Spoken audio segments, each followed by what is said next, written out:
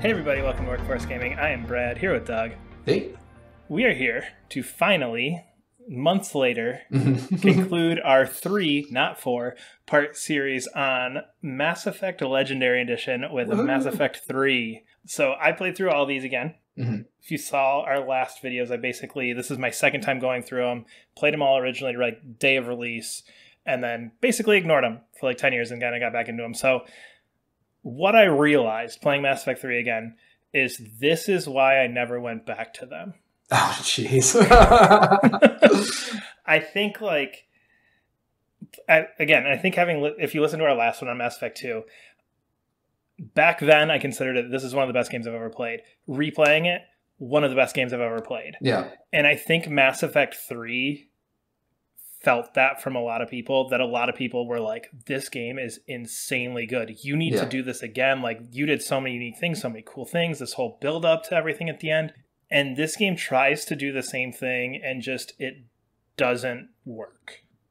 Yeah. So, which feels weird. Is it just, because I remember the one thing I always heard about was like the ending. It's like, oh, the ending is not good, which is fine. But I mean, like, there's a whole game before the ending. Are you struggling with just like that whole 90% before whatever the end is? Like, so, in hindsight, my mind went to like, I didn't mind the ending, and I still actually don't mind the ending. Yeah. The biggest issue people have with the ending is it's basically, I don't remember how many exact options there are, but it's basically like binary choice. Do you want the this ending or do you want the that ending? And everything that happened in the prior games, completely irrelevant. And that's the biggest issue people had, was that so many other little details carried over, had important consequences in terms of like what happened to the Krogan, what happened to the Geth, and all these other, what happened to Shepard, what happened to the Council, the Citadel, had all these important effects on everything else in this world. And the final cutscene ending of the game, the last 10 minutes of the game, basically just boils down to which one you want. Oh, okay, sure. And that doesn't even bother me too much, because again, it's like, okay, in terms of what's happening and fitting with the overall story beats, these are kind of the things that would make sense to happen. So that doesn't bother me. What bothered me the most with this is that it tries to do Mass Effect 2 again. So the basic premise is, I mean, I could talk about this as Mass Effect 2 and just insert like why it's worse. Okay, sure. Here. Yeah. So like the intro of Mass Effect 2 is insane. The intro to this one is so great. The Reapers finally come out. The Reapers are here. They show up on Earth. They're just blowing Earth up. They're blowing everything to shit. Yeah. Shepard's running out. Like, we got to get out of here. All this stuff. It's great. You get to the Council and they're like, oh, well, not everybody thinks the Reapers are going to be bad. They're just going to get the humans. Like, it's okay. And they're like, you got to go recruit all the races. Oh, okay, sure. Yeah. So instead of Mass Effect 2, where you're recruiting character after character after character, and you're getting these cool backstories, you're seeing the universe from their points of view, you're seeing the universe from all these different angles. This one's just like, well, you better go talk to the Krogan. They're pretty strong. Bring them along. Oh, okay. And then you go talk to, like, Krogan, and they're like, oh, well, if you help us with this, maybe we'll help save the galaxy. In my mind, the whole premise is flawed, because it's like these races that have all come together, like, not all of them, there's obviously conflict between them, but that have this kind of like coalescence around the Citadel and the Council. The Reapers show up and they're like, nah. Yeah. But if Shepard convinces us, we'll come together and help everybody. Is it more that, like, instead of, because like in Mass Effect 2, like you needed a crew of like 6 people, is it just more kind of like amorphous? It's like you need to get like a whole civilization to come help you. So there's not like really something to really grab onto with each of those Exactly. There's never any like, I'm helping the Geth, so I'm helping Legion. I'm helping the Asari, so I've got blanking on the name. Damn. Liara. There we go. Like I'm helping her in connection with the Asari, and she's kind of my Asari representative. It's just like, here's generic Asari that you're working with. Oh, the Asari now believe you. Let's go look at the Solarian. Oh, now you got them. The Geth are back to being the core, and it's just like this generic, like, you're still doing the recruiting, you're still trying to build up to the point where you're strong enough to go back to Earth and go like, get the fuck off my planet. But there's no connection to any of this. It's just like, you go into this one room on the Normandy, and it's just like, do you have enough points? Oh, and it's like, Quarians give you 200 points. Krogan, give you 400 points. Sure. Alliance has 300 points, and those numbers have to add up to, I think it's like 1,500 before you can go back and do like the go back to Earth mission. Yeah. And it never has that like emotional connection and feeling that you get in Mass Effect 2. It's so high level. Yes. Yeah. And it's so much the like, this isn't the way it should work. Like, you've built up the Reapers as this like existential threat that's going to wipe out all life in the galaxy, and you get to Mass Effect 3 and it's just like, nah, they just gonna get the humans.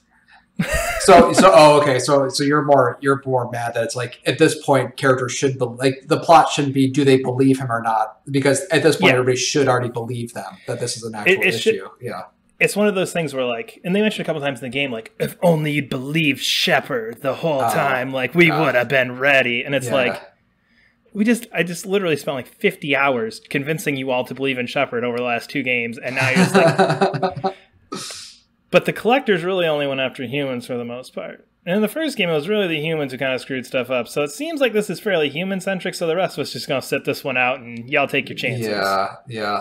And it's kind of funny, because it seems like one of those things, like, when I hear about complaints about games, like, you know, from other folks, it's like these sort of power fantasies of like, oh, you just need to be like the coolest person in the room. And it's just like, and it sounds like this is actually one of those ones that, like, where it falls, it's like clearly hurting the plot by like making you try to be like the coolest guy around, sort of thing. Because instead of being like, oh yeah, like Shepard's gonna go do this, he's gonna lead this mission, it's like, no, we gotta get Shepard to play politician, and he's gotta go petition all the races to come together. And it's like, you have ambassadors, you have councils, the Citadel is essentially this galactic hub where everybody comes together and we try and work things out together. And it's just like, no, Shepard, get your ass over there and talk to him. Yeah, like, that sucks.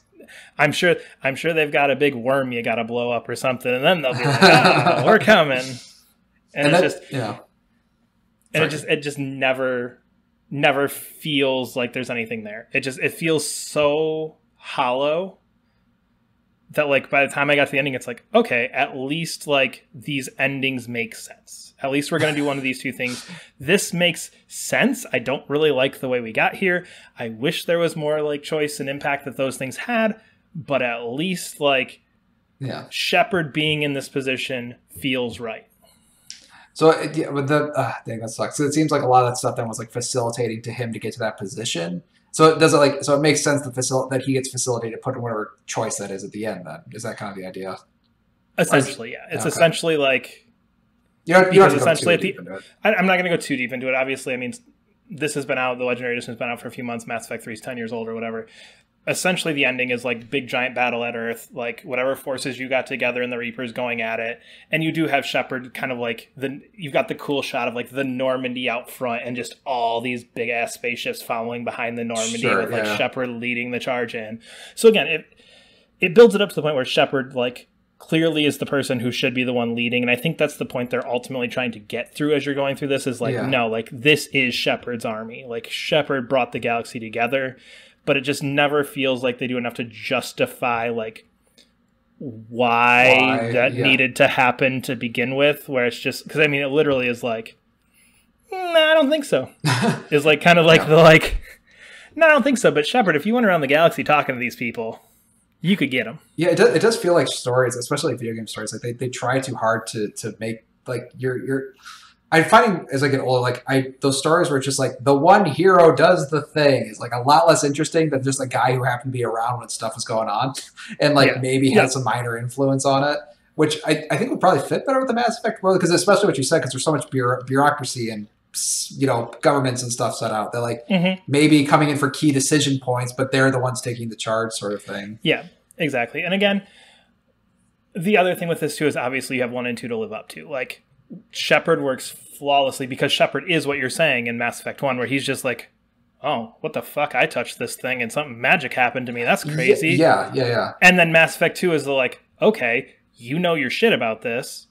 You need to be the one to lead this team. And it's like, okay, gentlemen. And then this one it gets to like, well, we don't really think that this is a big deal. So Shepard, since you've dealt with this before, I guess, why don't you go talk to everybody? It's so weird because Mass Effect 2, it seemed like it was like a little dirty what they were doing. Like it's like they got like the ragtag bunch of and you're working of folks, and then jumping that to like influencing huge civilizations just seems like out of character for the series almost. Well, and 2 works so well because you die and Cerberus resurrects you. That's the intro to the game, and you're working for Cerberus the whole time, which is this like terrorist outside group. Yeah. And then this game, it starts with you basically being like, nah, screw them. And Cerberus ends up becoming one of the main villains of the game. Okay. So it's like, okay, like you built them up as this bad organization through 2, and now they're the generic bad organization that happens to be in all these. There's just so many things that feel really forced that don't need to be there. Yeah. Yeah. And yeah, I mean, it's still Mass Effect. Like, it's still like, I'm not gonna, I feel a little bad because I feel like I'm like really dumping on this game right now, but it's still like, I still enjoyed it, but it's just one of those things where it's just like 1 and 2 are insanely amazing games that I would recommend to every person ever. Like right now, go play them. They are some of the best games ever. And 3 is just like, it's like, you know, like, not that we do review scores, but like 9.5, 10. And it's like a 7.5 or an 8. Sure. But it's like that. But it's like, it's that going from like, to use a sports analogy, like winning the Super Bowl the next season, going like, you lost in the first round of the playoffs. It's like, that's not bad. But you won the Super Bowl last year. And that's what this feels like. It's like, especially I think playing them back to back, it's just like, I think you feel it even harder. Are you now excited? So now that you're kind of back where the whole Mass Effect, I guess, fandom is at after coming after like you're like you're down on Mass Effect. Yep. Yeah, you're now back up. I mean, like when you see a trailer for like Mass Effect coming back, are you like, yeah, or like what's your kind of? Are you now back to like being kind of mixed? I'm back to being pumped. I think the issue with 3 is that it had too much to live up to. I really do. I think you built so much up, and there were so many cool plot threads going, and you had this incredible universe, and I think they felt that pressure of going like, we need to wrap up what happens with the Krogan. We need to wrap up what happens with the Geth. We need to wrap up what happens with Cerberus. Shepard still needs a story. We still have like some of these little interpersonal connections that we need to wrap up depending on how your character made choices. And I feel like it's one of those things where almost at the time, you've got like this gigantic flowchart of 8,000 different things that have happened over the last 2 games. And we need to get those 8,000 things right down here to 1. Sure. And I think that's where the game is lacking. And it's like, what's the big way? Well, okay, if we tie up every Krogan story into Shepard goes and talks to the Krogan join. Boom. Okay. We take all of our Asari stories and everything related to do with the Asari, tunnel them through here, bring them back down to this point. And it almost feels like that was kind of their way to like start tying bows on everything. But then you end up spending more time trying to figure out how to tie things together rather than like create an interesting plot or something like that. Exactly. And that's kind of what it felt like. It was more of we need to wrap things up versus we need to have a good story. And I think that's some of the issue that comes with putting more and more choice into games is you lose some of that really strong linear narrative focus. Yeah. Because who knows if Rex is alive? Who knows which one of these 2 crew members you'll have because maybe one of them died before. Who knows if, you know what I mean? Who knows where all these characters stand? Who knows if Shepard's a dick or if Shepard's a really nice guy? Like, you have so many different ways that these all play out that it's like, who knows? But you're excited for a new one if they're like, new trilogy. Yeah. I still have, like, I went and put, like, my physical copy of Legendary Edition right there next to Andromeda on my alphabetically ordered shelf. And I literally, like, I grabbed it and was like, do I do it? I'm loving Mass Effect right now, even with that one. Do I try? Did you not even try? Did you even try Andromeda? Oh no, I played it like when it came out. Okay, yeah, sure. It was like, do I go back and see how that one actually stacks up? Yeah. So, I wonder if Mass Effect would be better, just not even as a trilogy, just like an individual story that can end a lot of different ways, and then we go to the next one. It's like a different sort of thing. I don't know. Mass Effect to me is video game Star Wars, and I think what Star Wars is doing now is what Mass Effect could do, where it's going like, okay, we're going to look at like, let's say The Mandalorian, this one tiny little story that happens after Mass Effect 3. Obviously, you've got the issue of like different endings for Mass Effect 3, but you'd have to eventually canonize one anyway. But we're going to look at this. Okay, we're going to go with Bad Batch, and we're going to look at one story set just before Mass Effect, what happened to these. And Mass Effect, even because of the way the cyclical nature of the galaxy and the way they've set that up, you could go back thousands and thousands and millions of years to go like, okay, let's take a look at the first cycle. And Mass Effect 3 gets into a lot of like where the Reapers came from. Okay, let's go back one cycle and let's have a Prothean focus game. Like, what was up with the Protheans? Okay, now let's go to our big next new trilogy and see what happens after the events of, you know what I mean? Yeah. I think that's the way that you could really get into some cool stuff with Mass Effect, because the universe they built is amazing. Yeah, like let's explore the universe instead of need to be the one guy in it, sort of thing. Yeah, exactly. Kind of like you're saying. Like, let's look at this universe. Let's not just go, we need Shepard. Shepard is Mass Effect. Shepard's not Mass Effect. Shepard is an important character. That would be like narrowing Star Wars down, going like, Star Wars is Luke Skywalker. Luke Skywalker's not in it. It's bad Star Wars. I don't know. Disney would have me believe that everything is about Luke Skywalker. Fair. And then, you get to Shepard's son, and Shepard's son does something. It's very important that Shepard's son is also powers.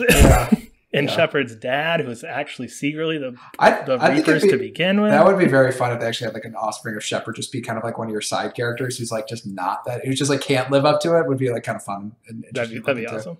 Yeah.